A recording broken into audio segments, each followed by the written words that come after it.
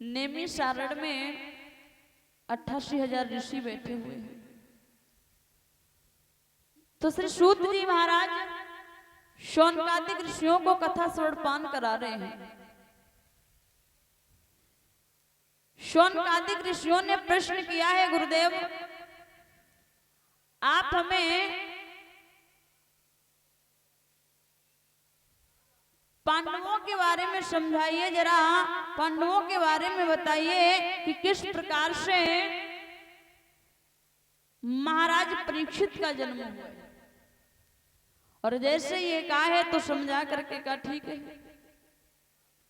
समझाते हुए श्री सूत जी महाराज शौनकादिक ऋषियों से कहते हैं कि हे शौनकादिक ऋषियों, ये बात उस समय की है बोले जब महाभारत अंतिम चरण पर था, तो भीम ने दुर्योधन की जंघा को तोड़ दिया।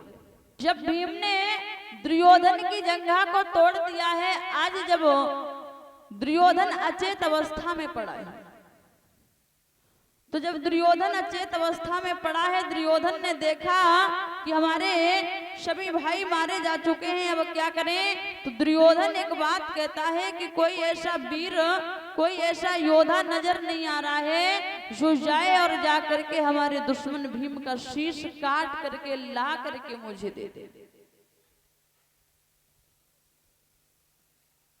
जैसे ही दुर्योधन ये कह रहा है, जबकि दुर्योधन स्वयं अंतिम श्वासें भर रहा है, दुर्योधन विचार करता है कि किसी प्रकार से भीम का शीश लाया जाए। तो दुर्योधन कह रहा है कोई ऐसा वीर नहीं है, कोई ऐसा योद्धा नहीं है जो जाए और हमारे दुश्मन भीम का शीश काट करके ला करके मुझे दे दे। उसी समय द्रोणाचार्य पुत्र अश्वत्थामा आ जाते हैं। अश्वत्थामा ने एक बात कही है दुर्योधन से, दुर्योधन चिंता ना करो, परेशान ना हो, मैं जाऊंगा और मैं जा करके तुम्हारे दुश्मन भीम का शीश काट करके लाऊंगा। दुर्योधन जैसे इतने शब्दों को सुनता है, एक बात कहने लगा, भैया मुझे मालूम था एक तेरा ही सहारा है, बाकी तो सहारे सारे छूट चुके हैं। उसी समय हुआ ये जैसे ये कहा है। अब अश्वत्थामा जब वहां से चला है, बताया जिस जगह पे समर में पांचाली के 5 पुत्र सो रहे थे, वहीं जाकर के पहुंच जाता है अश्वत्थामा। और जैसे ही अश्वत्थामा का पहुंचना हुआ, भगवान योगीराज कृष्ण जाग रहे थे। भगवान कन्हैया ने सबसे पहले धर्मराज को आवाज लगाई। धर्मराज जवाब दिया, क्या है? अर्जुन को भी जगाया, बोले ऐसा करो, मैंने बहुत सुंदर सा अभी पांचांग में मुहूर्त देखा है, बोले सरोवर स्नान करने का, सरोवर स्नान करने के लिए चलते। धर्मराज ने जवाब दिया, माधव ये कोई स्नान करने का समय, समझाते हुए का समय तो नहीं है, लेकिन बहुत सुंदर सा मुहूर्त है। क्योंकि भगवान उस समय जाग रहे थे, भगवान तो सब कुछ जानते हैं। अच्छा, कभी कभी होता क्या है, कुछ भक्त ऐसा करते हैं, बोले भगवान का सोने का समय आ गया। मंदिरों में और कहीं तीर्थ स्थानों पे जाओ तो उन्होंने अपना एक समय निर्धारित कर लिया है पुजारियों ने, बोले अब भगवान का सोने का समय आ गया, बोले अब पर्दा बंद हो जाएगा, अब भगवान जी सो जाएंगे, अब सुबह मिलना उनसे। अच्छा, एक बात बताना ईमानदारी से, जिस बस में यात्री बैठे हों, यात्री, और उस बस का ड्राइवर सो जाए, जिस बस में यात्री बैठे हो, बस चल रही हो और उस बस का ड्राइवर सो जाए, तो बताओ क्या होगा?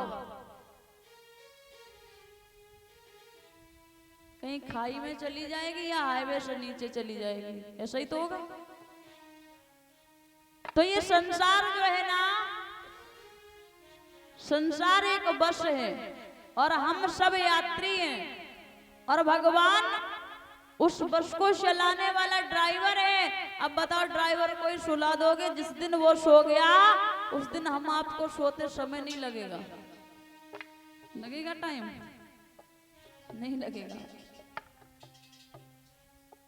तो भगवान तो जाग रहे थे, और भगवान जब जाग रहे थे तो भगवान ने देखा अब क्या करें, अंत समय है, इनको बचाना तो पड़ेगा। तब भगवान पांचों पांडवों को लेकर के चले जाते हैं सरोवर में स्नान कराने के लिए। अश्वत्थामा ने देखा, अश्वत्थामा को लगा ये पांचों पांडव लेटे हैं, पांचों पुत्रों के शीशों को काट लिया और धड़ों को वहीं छोड़ दिया और ले करके जब चलाए। दुर्योधन ने जवाब दिया है, ले आए शीश को, जवाब दिया हाँ। बोले कहाँ है? शीश को पकड़ाया, जैसे ही शीश को पकड़ करके दबाया वो शीश पचक जाता है। दुर्योधन कहने लगा ये क्या किया? अरे मैंने तो भीम का शीश लाने के लिए कहा था, तूने तो छोटे छोटे बच्चों को ही मार दिया। इधर सुबह हुई, और जब सुबह हुई है तो पांचाली जब शिविर की ओर चली, और जब शिविर में जाकर के उस मैया ने देखा तो पछाड़ खा करके गिर जाती। क्या दशा है कि डेरों में खून बह रहा था, और हर अबला कड़ी रो रही थी।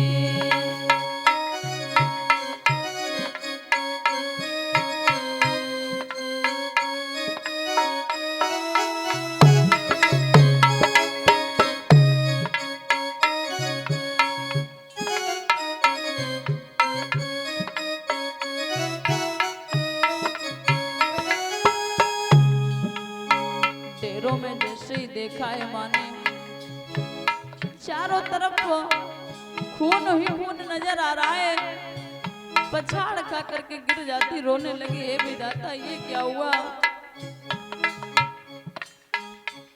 डेरों में खून बह रहा था, अरे अबला कड़ी रो रही थी।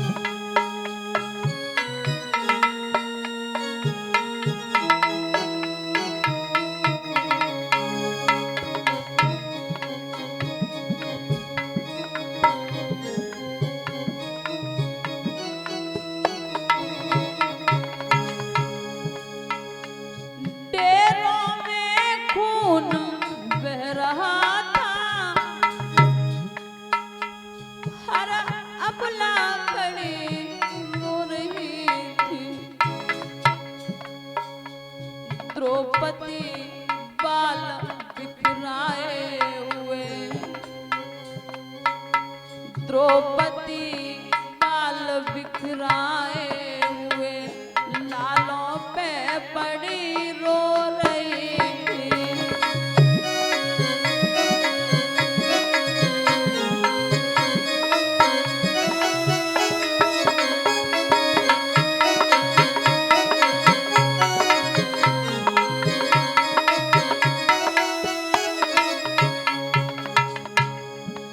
द्रौपदी ने जैसे देखा है माधव ये क्या हुआ,